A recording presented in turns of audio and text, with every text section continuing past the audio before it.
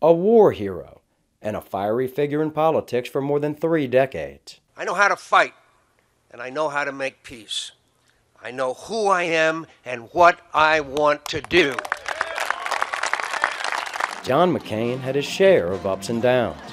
The 6-term Republican senator from Arizona was twice thwarted in bids to become president, first in 2000 when the GOP nomination went to George W. Bush, and later in 2008 when he fought back to win the Republican nomination, only to lose to Democrat Barack Obama.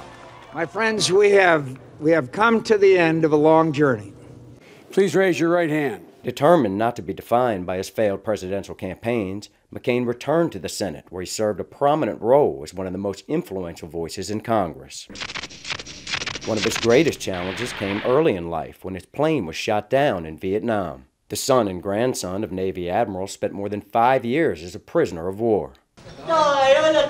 He would later visit Vietnam and meet with the man who saved his life, and became a tireless advocate for Americans still missing from the war. Over his long Senate career, McCain, while highly respected by his colleagues, gained a reputation as a hothead. Get out of here, you low-life scum. But it was as a freshman senator in the late 1980s when McCain made what he called the worst mistake of his life, working to help friend and campaign contributor Charles Keating, a savings and loan financier later convicted of securities fraud.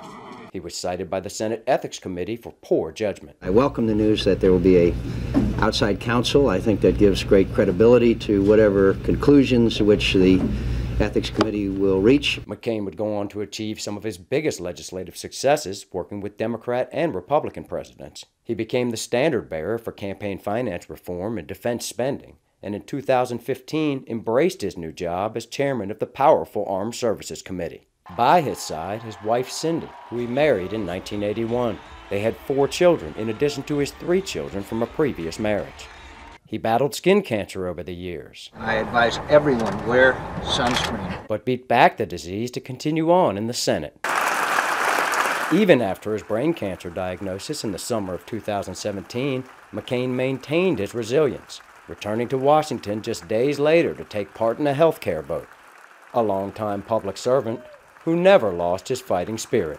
And I'm so grateful to the people of Arizona for the privilege, for the honor of serving here and the opportunities it gives me to play a small role in the history of the country that I love. Brian Skoloff, Associated Press, Phoenix.